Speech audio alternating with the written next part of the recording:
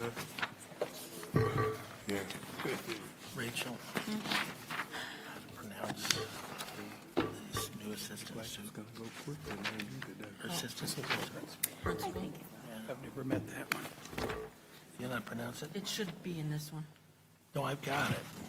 This You is, know how to pronounce you it? know how to pronounce it. Oh, no. Okay, never mind. You want me to, I can ask Gilbert. Either one. I put my watch on.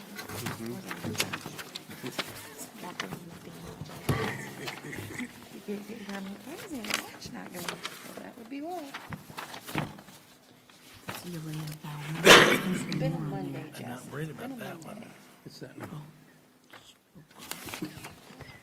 There's more on that?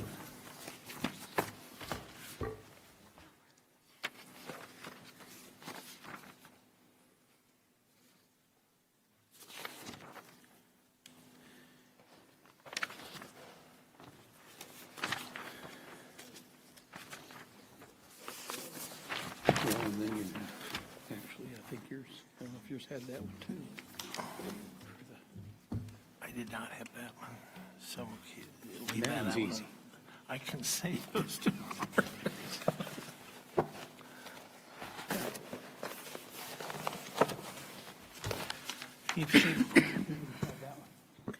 He found the other. Okay. I don't know which one yours is. So, it's going back to back. Yeah, that's a smarter way to do it, but it loses the effect, you know?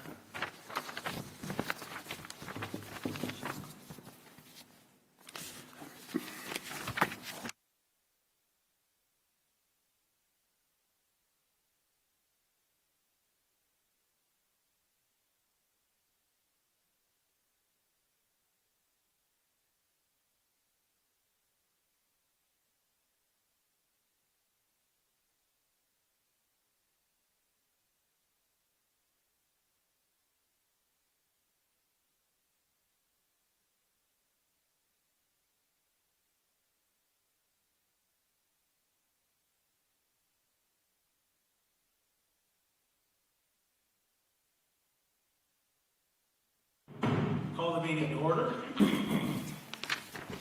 Could I have the, excuse me a minute. Roll call, please. Baronis, Present? Bolin, Present. Gathing, Present. Lopez. Present. Verret, Present. Williams, Present. Yancey Smith. Present. 7 board members present. We have a quorum. If we could stand and join in the Pledge of Allegiance.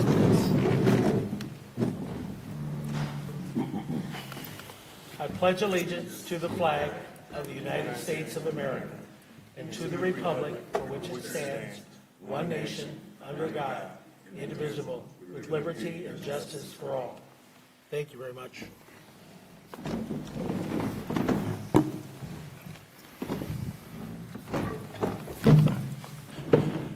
Dr. Lance is on a well-deserved vacation, celebrating the graduation of her daughter.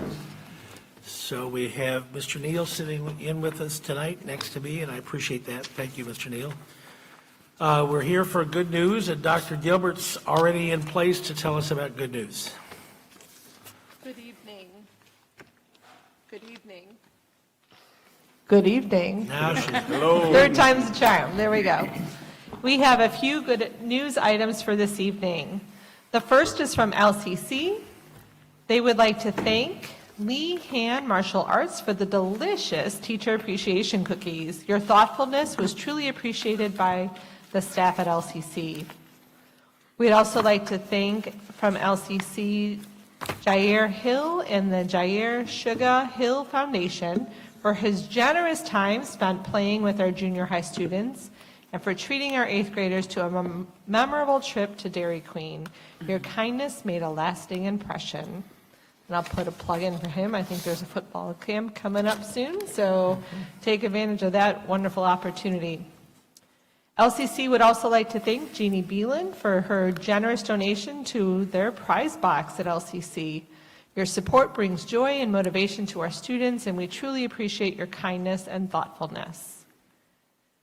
Kennedy would like to accept a donation from the O'Connor Family Foundation. They donated 12 certificates to purchase new bikes and locks for selected fourth grade students. So thank you to the O'Connor Family Foundation. And finally, Taft has an appreciation to the Kankakee Area Career Center. They dropped a token of appreciation for their partnership in allowing their students to complete internship hours with our teachers. So thank you to the Career Center. That is our good news for this evening. Thank you. And moving on then to instruction. Good evening. Our instructional programs update tonight is a little long, so I will do my best to ensure that you have the information you need as well as the public in sharing the good things that are on board for instructional programs. First this evening, we have our annual renewals. About this time of year, we typically have many renewals as we look at the upcoming school year. 4 in particular tonight for your consideration is the District Consolidated Action Plan, our school improvement plans, instructional software, as well as curriculum materials. So the Consolidated Action Plan is completed on an annual basis. And just a little background here regarding the Consolidated Action Plan. It is something that the federal government asks us to do in alignment with the Every Student Succeeds Act. You may remember No Child Left Behind, which is now ESSA of the Every Student Succeeds Act, and they began managing all of our federal grants into one plan called the Consolidated District Plan. Each school district who receives federal funds must submit this application. Then, once it's approved, it allows us to have access to the federal funding we receive, which is Title I, II, III, IV, as well as the Individuals with Disability Act grant program. And here's just a little bit explaining just a quick snapshot of what each of these funding sources includes. So Title I is provided to us based on our ability to be able to support children who may not be achieving at high levels as measured by state standards, especially in high poverty schools. High poverty, the definition for that is more than 40%, to help them meet the state academic standards. Title II focuses on teacher and principal preparation, recruitment, and professional development. Title III focuses on the education of our English learners, providing funds for supplemental services to improve their English proficiency as well as academic achievement. Title IV focuses on improving student academic achievement by providing access to well-rounded educational opportunities, improving school conditions, and improving the capacity of our district to provide a quality education.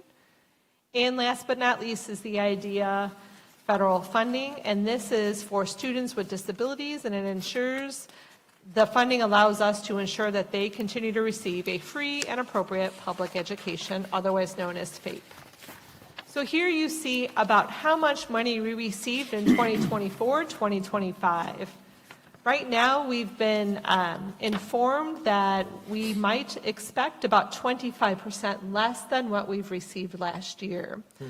So we have some of the new amounts coming in. A few are coming in level funded, meaning we're getting the same amount that we did receive last year, but no like cost of living increase, for example. Others we have not received what that allocation will be.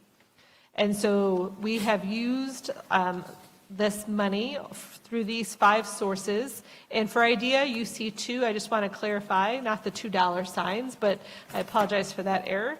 The one is focused on our students with disabilities, and the $35,041 is for our preschool for all expansion program. So the preschool students with disabilities funding is that $35,000. So tonight before you, you have the approval of the Consolidated Action Plan, which provides for you an overview of how we intend to use the funds for the upcoming school year once those are dispersed to us, not dispersed, but once we receive the amounts so that we can plan on how we want to disperse those monies. Tonight before you also have all of the school improvement plans. We are asking your approval for each of the school improvement plans as presented. This has been an ongoing process in collaboration with Jenny Way, our Director of District Improvement, our principals, our partner TNTP. We've kind of come together to look at what the school improvement plans are. We've aligned them with Superintendent Lance's goals, and we've looked at measurements that will allow us to be consistent as well as progress monitor what those look like. This is an iterative process, meaning that the plan you see before you today may continue to change and evolve and enhance the ability for our buildings and teachers to better meet the needs of our students over time. So tonight we're seeking your approval for the school improvement plans for our buildings. This is the process. Excuse me. So in working in collaboration with Illinois State Board of Education, almost all of our buildings have a monthly meeting with a ISB representatives that oversees the continuous improvement process. So here's the framework that she often guides each of the focused conversations about what are your needs, what does that look like, what are those science and evidence-based practices and interventions that you're using, how are you monitoring it, and how are you making those course adjustments and reflecting on the work that's taking place. So those will continue to happen, and this is the model that we will continue to use as it relates to school improvement planning. I'll pause for a moment. Are there any questions before I continue on with software renewal? That was a lot so far, so I don't want to just keep running and not have the opportunity to ask a question. Okay. We move into instructional software renewal. So right now, the amount here on the screen, we're estimating a total savings of about $245,000. There are two outstanding software renewal pieces that may decrease that amount that we hope to bring to you in July, and that is our math online software program that we use to enhance our math teaching from kindergarten through 12th grade. So that is not included in this, but we really took a lot of time, and I would like to thank our teachers who responded to our technology survey, as well as our directors, Jenny Way, Crystal Clifton, Gabrielle Garrett, and many others that contributed, Carrie Clody, Kim Starkey, Edie Petty. All that really came together to contribute in our analysis of instructional software. We are eliminating, and you see before you in the proposal tonight, the ability to move forward with specific software, and also included in there are the areas that we will be reducing or eliminating licenses so that we can be more strategic about how our software is being used and what impact that will have in our student outcomes. So you'll have before you tonight the instructional software renewal. In there, in addition, we have Panorama. We've been using Panorama over the past few years to really help us look at student surveys, especially the social emotional learning student surveys and the data dashboards that help us look at student behaviors, attendance, and grades that are aligned to certain metrics. So we can tell if this is green, the students are on track.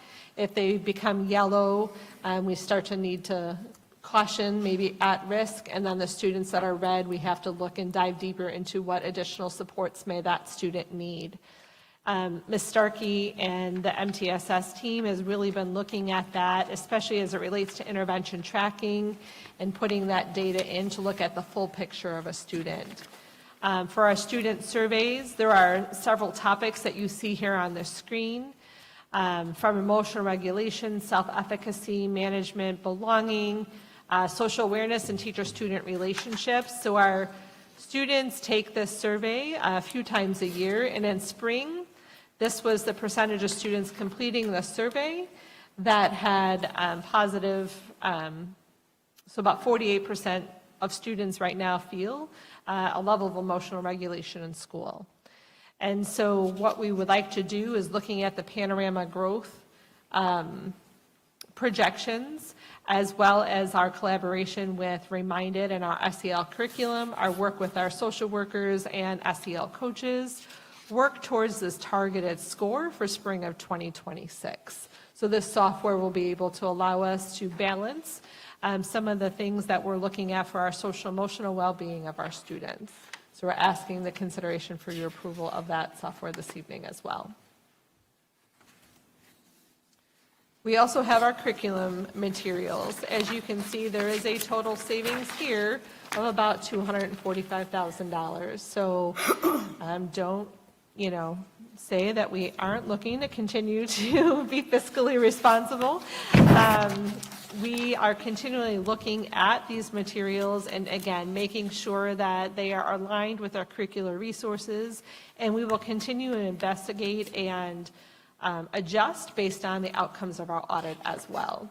So this is our savings. We are reducing some curricular materials, but also making sure that the teachers have the tools they need to support our student learning. So tonight before you have a proposal for the curriculum materials we are proposing to use for the upcoming school year. That was a lot of renewals. I'll pause again. Are there any questions? So one of your audits of that material is if it's actually being used, I assume? And then secondly, if it's relevant Correct. to what we're trying so to accomplish? There are two phases of the audit. The curriculum review, which is the phase they're in now. We just sent over a bunch of student work for them, the Curriculum Management Solutions, Inc., to review student work. We've been uploading several documents to a file that they are using to assess the alignment of everything, from our organizational chart to how does that organizational chart impact teaching and learning in the classrooms, et cetera. So that's the first part now. The second part is the instructional piece. So they'll be back in the fall to say, okay, you have all these policies, practices, procedures in place, you have these organizational charts, this is the framework of teaching and learning, curriculum maps, et cetera. What does it look like in action? And the two of those together will provide that cumulative report that will be able to take action and continue to revise both the instructional software as well as the curriculum materials that we need to put in place. I appreciate that. I think historically, we had the tendency simply to renew licenses without any analysis as to whether it was whether it was relevant or significant. So, thank you. And there's lots of different ways we're continuing to review that, but student outcomes is one way, usage is another. And so those ongoing conversations will be ones that we pull together within our data conversations for the upcoming school year. So we're really excited to be bridging all of those pieces and make meaning for our building principals so that they have the data as well to impact instruction in their buildings. Okay. Thank you. The next part is a partnership that we're looking to continue with a executive leadership coaching for Dr. Elizabeth Domain. So in the fall, or I'm sorry, it was maybe October, November, we approved Dr. Domain to help this school year. She was supporting Mr. Kuster, Principal Kuster at Edison, as well as Principal Glenn at the junior high, as well as some district leadership oversight as well. And we're asking to continue our partnership with Dr. Domain for the upcoming school year, focusing again with Edison and the junior high, as well as her support in keeping us aligned and pulling some pieces together and providing that balance again of instructional leadership, management, and improving student outcomes. So we're asking for your approval this evening to continue her contract and working with us for the upcoming year. Those are the approvals and partnerships I'm seeking tonight. I do want to share a little bit of information about Imagination Library. So we're really excited to bring Imagination Library here to Kankakee School District. Why does this matter? Director Powell has been instrumental, as well as Dr. Lance, Ms. Way, in having conversations with Audra Cottrell from Imagination Library, as is Dolly Parton's Imagination Library. So you may have heard it out there, and it is coming to Kankakee. We needed a partner, and we've been able to get that from some external entities here in town. So we're really excited Why does this matter? So you may have seen we will have some summer reading experiences for our students that extend beyond the summer school. And we wanted to also bring that down, not just during summer, but throughout the year, and really looking at that home literacy impact from our earliest babies at 0 when they're first born, and the importance of literacy at that age, all the way through age 5. And so as we look at how does this impact our home, our education, our families, and our community, building strong literacy skills is essential to future success for individuals. So starting young is very important. In collaboration with Director Powell and our early childhood funding, as well as some title funding, as you saw previous in those allocations, we have a 5-year commitment. Again, it's from birth to age 5 that you see here in year 1. Next year will be about $1,772 to provide books for all of our students under the age of 5. It does grow as the library grows over time, and obviously our students, we continue to add more students in. So there are several books that students will receive. The very first book a student will receive is The Little Engine That Could. Yay. And then each month, they continue to receive these texts, and we'll work with our First Taste as well as our preschool program and other community entities to ensure that our students get the books that they need here. There is a sign-up process, so we will work with the community to advertise that. But there is also our both English and Spanish titles for our families as well. So there is about 8 groups of books. Also what I really love is that by the time a child turns 5, they will actually have texts that are graduated that allow them to have some exposure to reading content so that when they enter kindergarten, they are more kindergarten ready. So we're really excited about that. So I'm just bringing this to you for information this evening, as this is something that we're looking forward to starting for the upcoming year. Just a question. Thank you for this. I'm so excited. Just to clarify, so this is just for our district students? Correct. It's not, okay, Yes. thank you.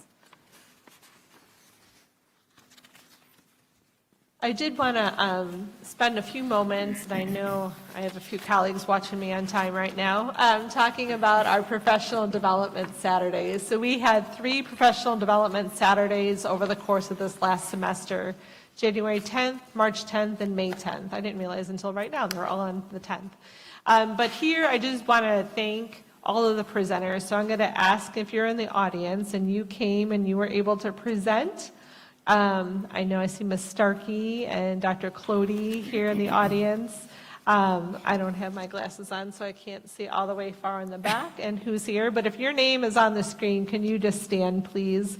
Because I'd like to acknowledge each of you and the presentations that you provided. So thank you very much. As you look at these names, these are all our staff with the exception of one individual, and that is our SEL consultant, Ms. Camille Earl Dennis.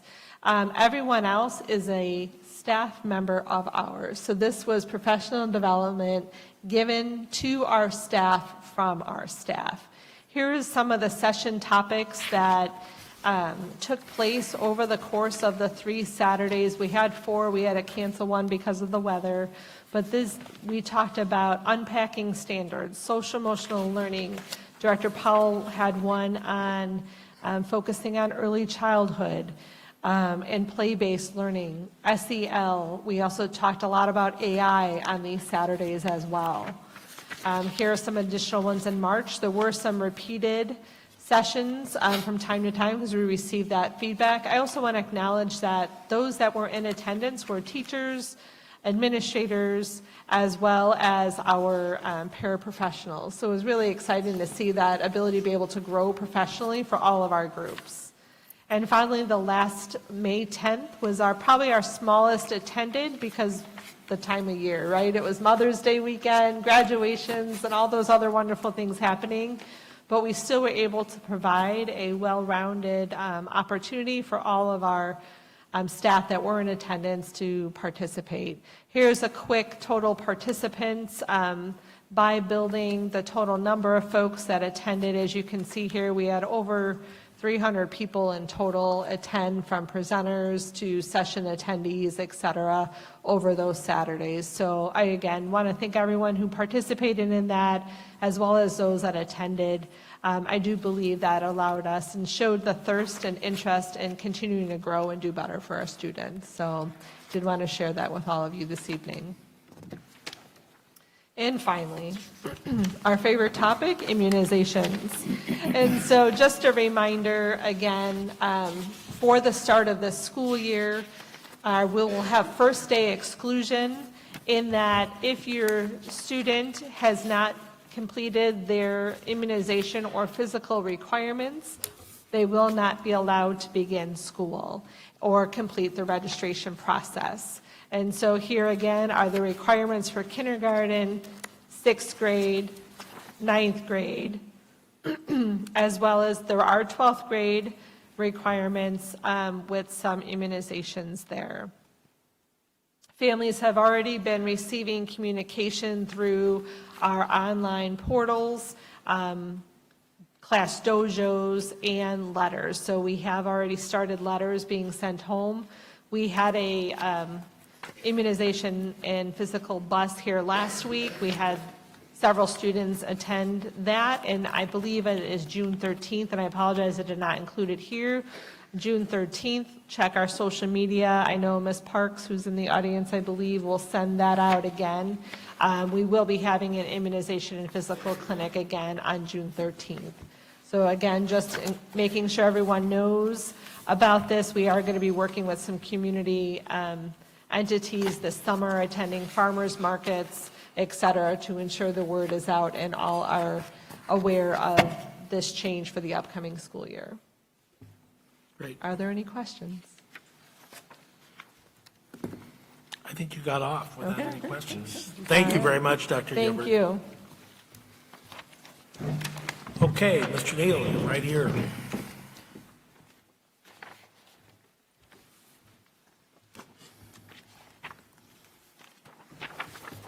Okay, we'll put on the business manager hat and move forward. So there's two things I need to present tonight. One is the monthly financial report, and no major surprises here. I just want to make sure we've gone through it. If you recall, we changed this up last month, so this is kind of an overall view of revenue and expenditures at the top, and you can see, of course, that for May, the expenditures exceeded revenues, but that wasn't surprising. We do tend to get more revenue in some months than others.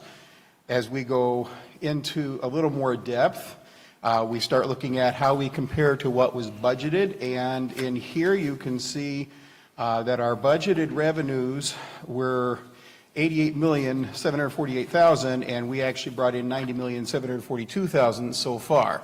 And a lot of that is because of grant monies that were coming in this year from prior years. So we are exceeding our revenue budget.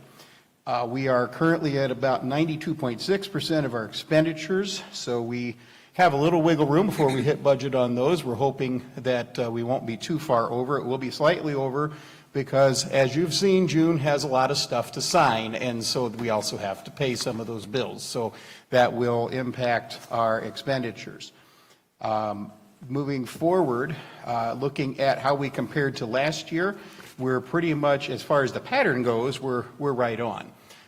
We have our spending pattern over the months, and right now we have brought in about $8 million more than we have spent to this point last year, whereas last year it was about $8 million less than was spent.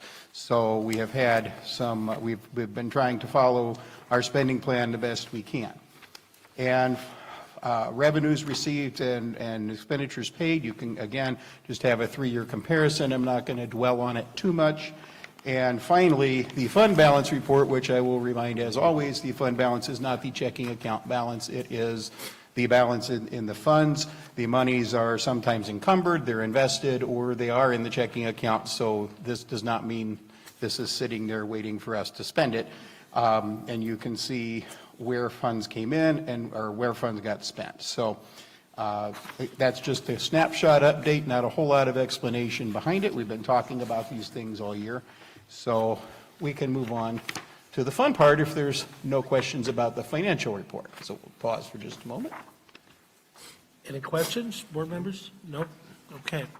Okay, so the preliminary budget. Now, please, before I get into this, that those who were on the Finance Committee did kind of get the whole spiel before I started.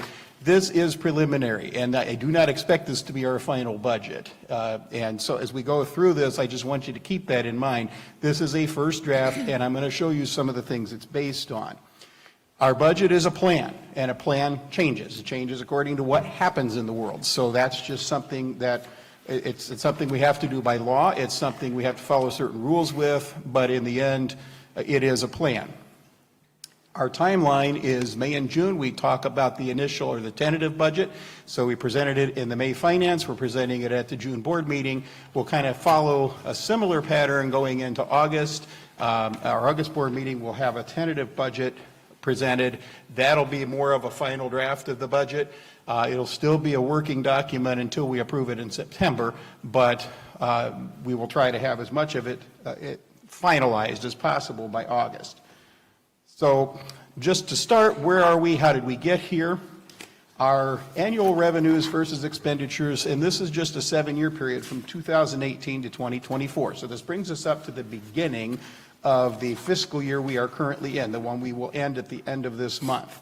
And at the beginning of that time, our budgets were about $6 million more our budget had about $6 million more dollars coming in than was being spent. Okay, the next year it was about $2 million more coming in than was being spent. Now you get into 2023 and 24, and that is kind of reversing. Now some of that, you'll see why some of that is, but when you get into 23 and 24, you're seeing $3-4 million more spent than is brought in.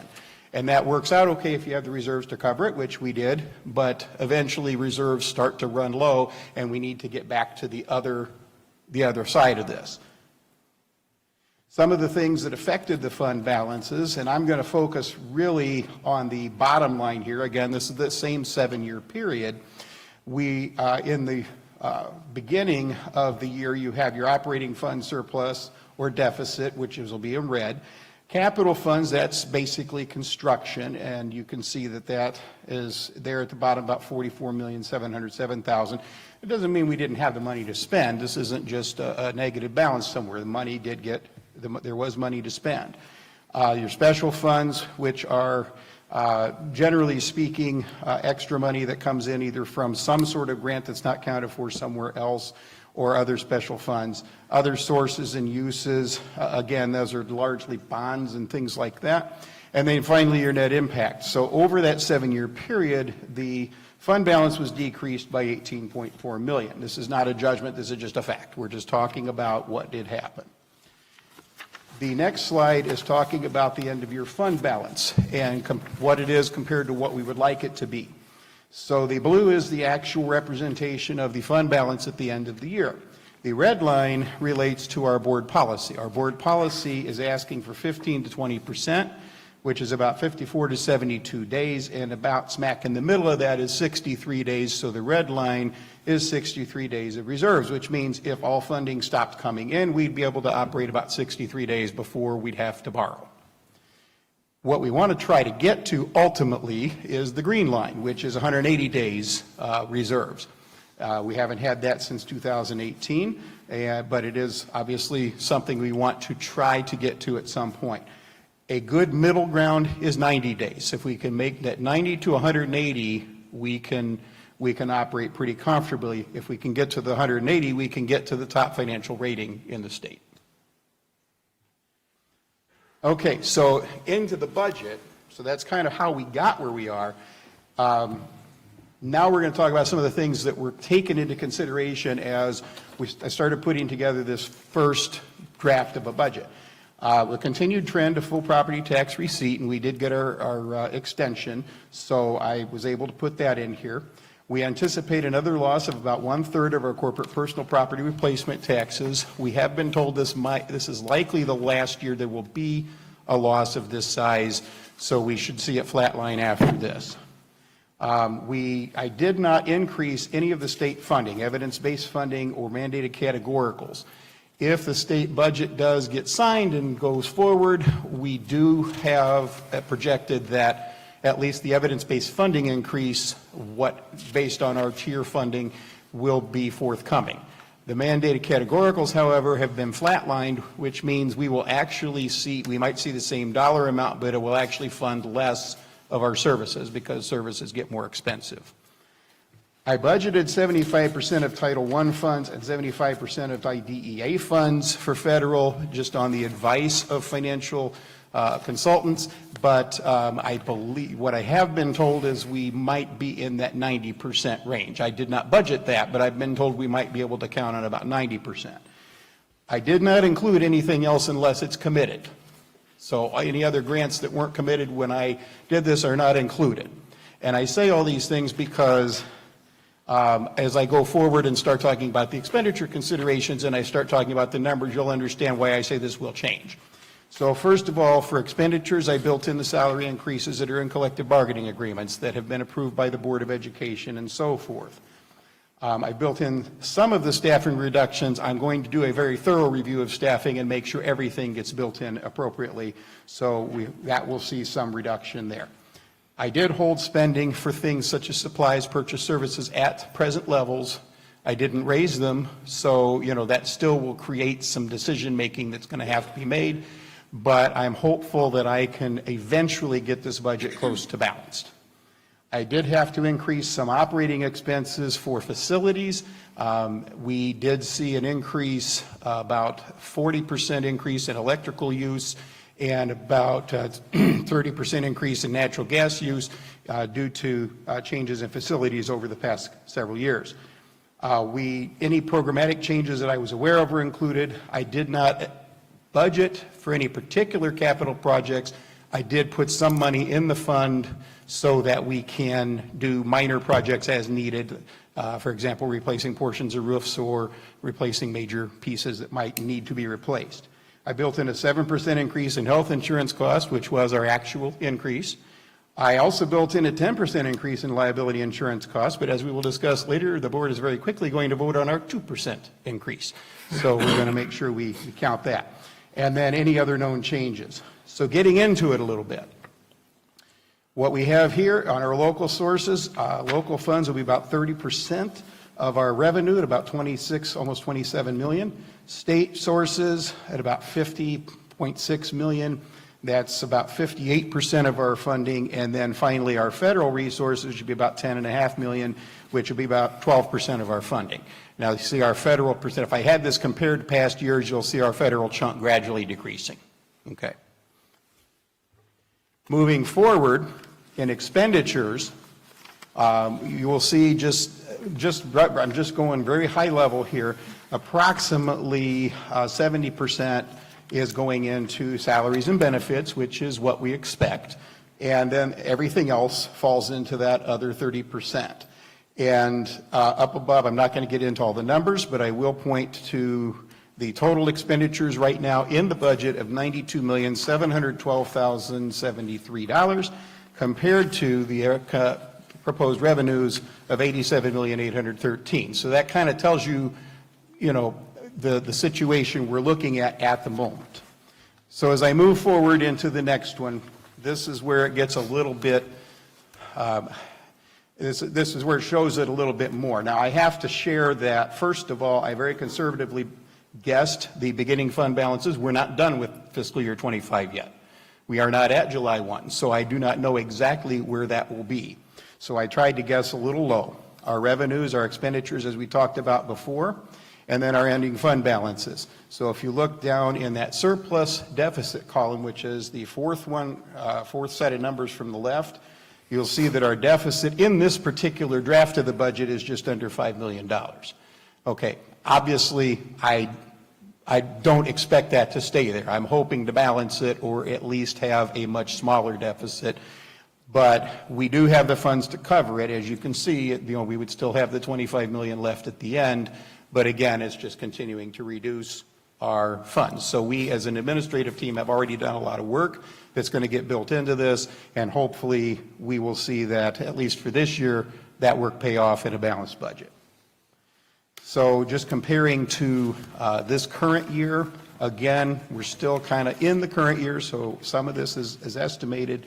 We're looking at revenues going down at the state and the federal level, which we anticipated, and expenditures going up some, the salaries and benefits going up about 5 to 6%, and the rest of it going up somewhat, roughly around the same. So again, that $5 million roughly deficit situation at the moment. So just reminding everybody, this is preliminary. That means we're just getting started. Rough drafts turn out to be nicer final products in the end. So I do want to be realistic with everybody and say we don't have, a lot of extra money to throw around, but we do have the ability to, we have made a lot of decisions that should make this look a lot nicer in the end. So if we have any questions on that presentation, I know I went rather quickly on it, but.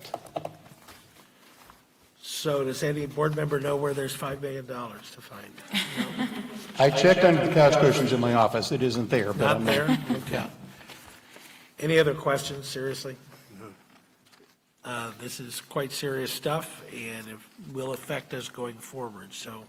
I'm not going to go through all of my agenda items. I'm just going to kind of reiterate what Dr. Gilbert said, that this is just the time of year we're reviewing, we're bringing things up for renewal. The big thing is the property casualty and so forth insurance and the introduction of cyber insurance into this. And we're seeing about a 2% increase over the prior year, which is absolutely phenomenal, so we're happy about that. And then just the other things are things that we do this time of year, and we've talked about all of this in the financial in the Finance Committee. So if there's any questions or anything, I can take them. Otherwise, I will just not dwell on them. So.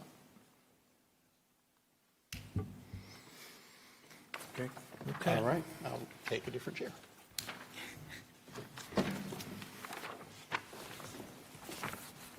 Dr. Anderson, Good evening. I note the agenda item is still listed as personnel. I think at your next cabinet meeting, you may want to talk about renaming the agenda. All right, sorry Okay. about that. Oh, and I'm sure Doc is watching and she heard that. Good evening, Board President, board members. Just quickly here, we have very little to talk about other than the vacancies. And I just want to share with you, tonight you will be voting on the principal. She's here with us tonight, Ms. Sharon Alexander. Vacancies at Kankakee High School, we have one vacancy. Senior Army instructor. No vacancies at the junior high. No vacancies at Kennedy Middle School. One vacancy at King, 6th grade math. No vacancies at Steuben. No vacancies at Taft. No vacancies at Twain. One at Avis Huff, science. We have 3 vacancies in the district, ladies and gentlemen.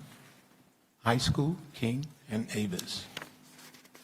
Again, we do have 2 special ed vacancies, and we're working to take care of those. Again, 91% of our teachers will be certified or in a certification program. 91%. Any questions? Any questions? Thank you, Dr. Henderson, for your brief report. Thank you, sir. Okay, moving ahead, we are public comment stage. Excuse me. When I call your name, please come forward to the microphone that's in front of us. Please give your name and direct your comments to the board and the president. I will recognize members of the audience who wish to make comments to the board regarding any topics related to school district business. The board will take comments under advisement without discussion, which means the board will not respond tonight. If a member of the public raises an issue or concern that requires follow-up, either I or the superintendent will do so in a timely manner. Again, please give your name, direct your comments to us. Comments are limited to 5 minutes. We're asking you to conduct yourself with respect and civility and not make any personal attacks. And the first name is Michaela Santoyo.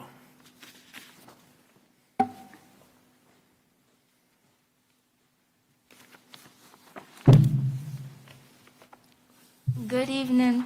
My name is Michaela Santoyo. In May, I was promoted from the junior high. I am a 3-sport student scholar. As you can imagine, I am just as competitive in the classroom as I am on the court and field, which is why I'm here today. During promotion, the top scholars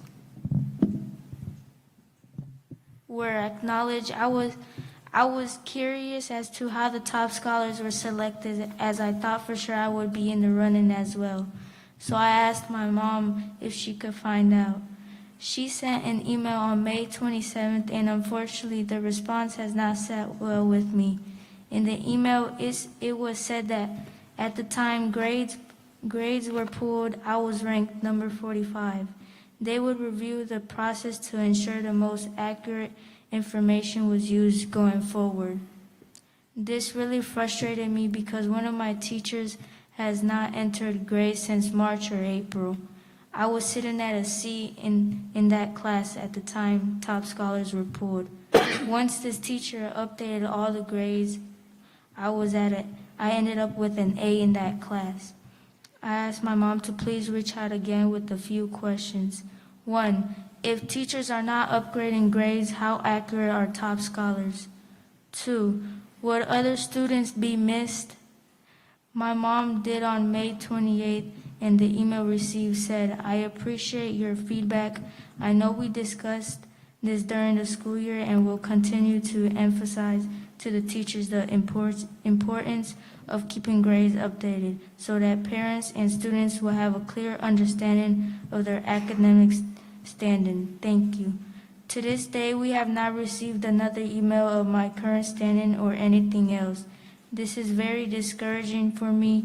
I worked very hard and took high school weighted classes. I set a goal to be in the top 10 of my class. I believe a better process needs to be put in place, and I ask that a new report is run and that if any students were left out, they be acknowledged somehow. Teachers need to be held accountable. When they don't enter grades, they put students at risk of being ineligible for sports, punishment at home, and putting them at risk of missing out on awards. I look forward to new opportunities at the Kankakee High School, but I just couldn't let this pass, as it is very important to me. Thank you. Thank you very much, and I'm sure we will take care of looking at that. And what's more, I'm sure you're going to do very well at the high school. I have no doubt. Thank you. Michaela, I just want to congratulate you for taking the courage and using your voice and standing up for what your belief is. So thank you. At such a young age, you're showing some leadership. So thank you very much for doing that. Okay, next we have the consent agenda, which is quite long tonight. I will go through it quickly. On the consent agenda is approval of board minutes, approval of regular bills, approval of payroll, approval of the Head Start Council information, approval of a Boys and Girls Bowling Co-op agreement, approval to accept certain donations, approval of an overnight trip, approval of the contract renewal for Panorama that was discussed by Dr.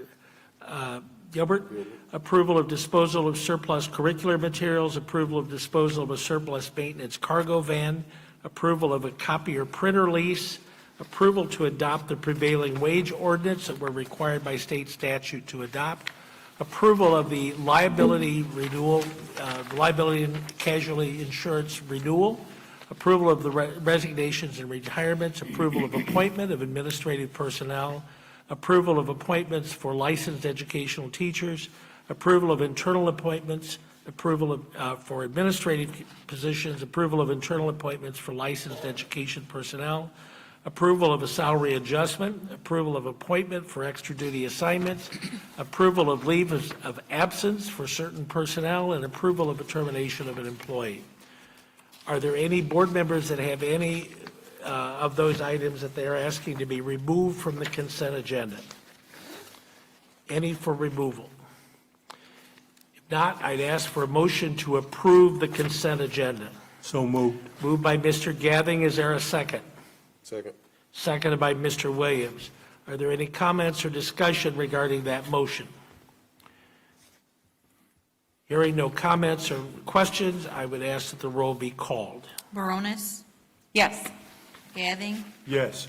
Lopez, Yes. Verret, Williams, Yes. Yancey Smith, Yes. Bolin, Yes. 7 ayes, 0 nays, the motion carries. We have just hired a group of new employees to the district. Dr. Sharon Alexander, if you would stand up so we can acknowledge you as the new principal of the Kankakee Junior High.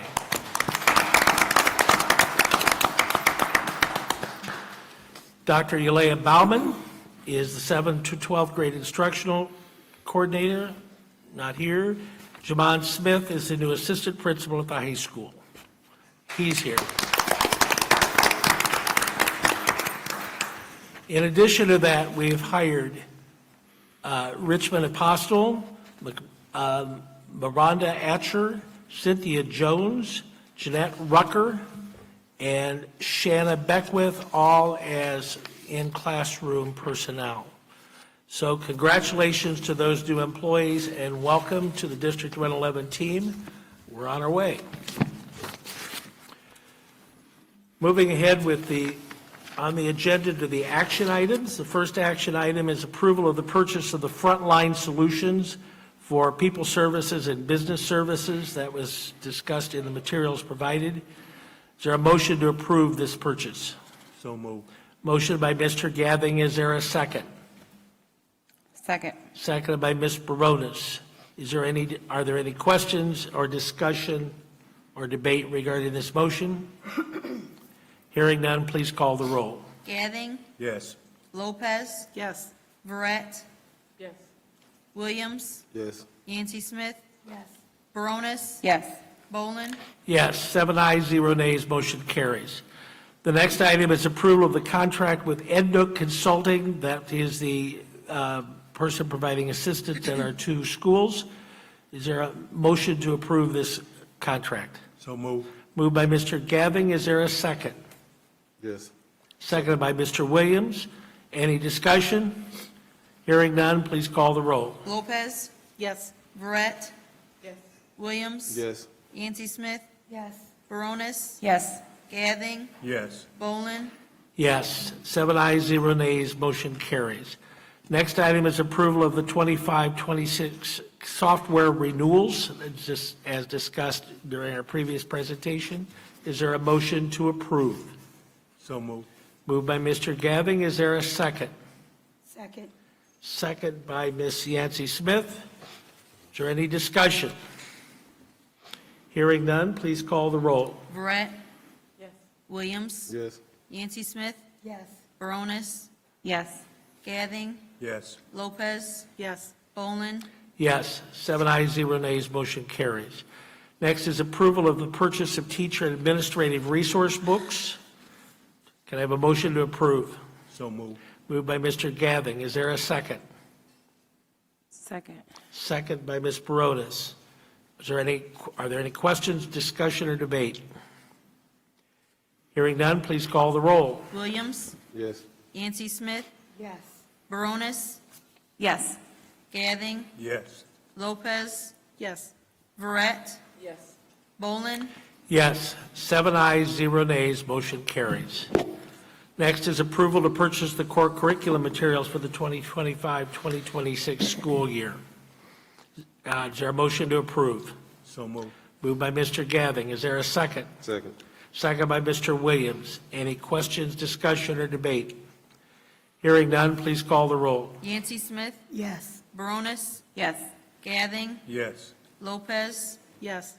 Verret, Yes. Williams, Yes. Bolin, Yes, 7 ayes, 0 nays, motion carries. Next is the approval of the 2025-2026 Consolidated District Plan, and we had that explained to us earlier in the agenda. I need a motion to approve. So moved. Moved by Mr. Gathing. Is there a second? Second. Who said second? It's Barrett. Ms. Ferret, sorry, I'm looking at you, not seeing you. Thank you. Are there any questions, discussion, or debate? Hearing none, please call the roll. Baronis, Yes. Gathing, Yes. Lopez, Yes. Verret, Yes. Williams, Yes. Yancy Smith, Yes. Bolin, Yes, 7 ayes, 0 nays. Next is approval to purchase the curriculum materials from Capturing Kids' Hearts. Is there a motion to approve? So moved. Motion by Mr. Gathing, is there a second? Second. Seconded by Mr. Williams. Any questions, discussion, or debate regarding this motion? Hearing none, please call the roll. Gathing, Yes. Lopez, Yes. Verret, Yes. Williams, Yes. Yancy Smith, Yes. Baronis, Yes. Bolin, Yes, 7 ayes, 0 nays. Next action item is approval of the amended contract for Dr. Teresa A. Lance. Is there a motion to approve? So moved. Moved by Mr. Gathing. Is there a second? Second. Second by Ms. Yancey Smith. Are there any questions, discussion, or debate on this motion? Hearing none, please call the roll. Lopez, Yes. Verret, Yes. Williams, Yes. Yancy Smith, Yes. Baronis, Yes. Gathing, Yes. Bolin, Yes. 7 ayes, 0 nays, motion carries.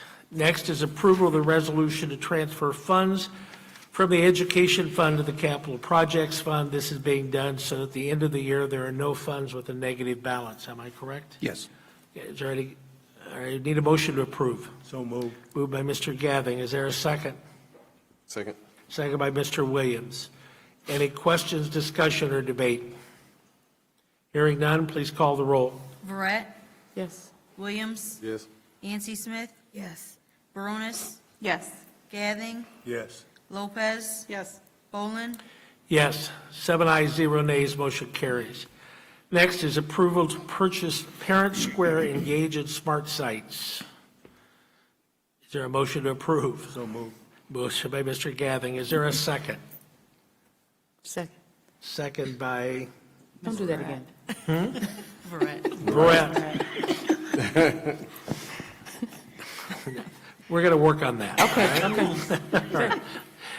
Okay. Is there any motion by Mr. Gathing, seconded by Ms. Verret?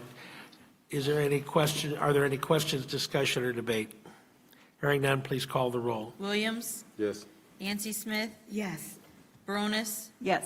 Gathing, Yes. Lopez, Yes. Verret, Yes. Bolin, Yes, 7 ayes, 0 nays, motion carries. The last is approval of purchase for custom cabinets for 21 regular classrooms, and this is to finish out a federal grant, correct? Yes, it's remaining funds in a grant that would otherwise be forfeited. Okay, we don't want to do that. Is there a motion to approve? So moved. Moved by Mr. Gathing. Is there a second? Second. Second by Mr. Williams. Any questions, discussion, or debate? Hearing none, please call the roll. Yancy Smith, Yes. Baronis, Yes. Gathing, Yes. Lopez, Yes. Verret, Yes. Williams, Yes. Bolin. Yes, 7 ayes, 0 nays. Attached to the agenda were a number of policy manual changes that we've gone over and have recommended. This is just presented for first reading. We are not going to actually read it. Summer school starts June 16th, June 16th. There's no school on June 19th and no school on July the 4th. And our next board meeting will be on July 14th at LCC. Yeah. I just wanted to thank all of our staff and faculty for this last school year. Hope you all have a great summer. Try to relax and not think about school so much until August. Thank you all. There were a lot of end of school year activities going on. Thanked all the building principals for having fun days for the students in the last week. I was able to stop by one with Miss Powell, and it was a really nice carnival. They had a petting zoo out there and everything. It was really nice. So thank you all for everything you do for us. I would like to acknowledge that we successfully had the first annual gala. We're celebrating retiring teachers and ongoing teachers, and it was a great event, and we appreciate all the work that People Services put in. I also want to thank all of the faculty advisors, Mr. Wilcox and whoever else was involved, and I apologize for not knowing everybody that was involved, for the commencement ceremonies. Graduation this year was a treat. I think we honored the graduates as they should have been honored, and I am grateful that we got through that so well. So I thank them. I think the graduates, too. They were on their best behavior, so it was a good night. I also want to thank you for this year. It's been an interesting year. It's had lots of issues to uncover and work on, and lots of issues to start the movement ahead on. We've got a lot of challenges, and this is the board to deal with them, and you are the staff and administrators to deal with them. So I look forward, and contrary to Ms. Ferret, I want you to think about school every minute of every No, I don't. But enjoy your summer, and for those of you who are working during the summer, thank you, and we'll see you on July the 14th. Is there a motion to adjourn? So moved. Mr. Gathing, I got to let it go with it. Mr. Gathing makes the motion. Mr. Williams, second. All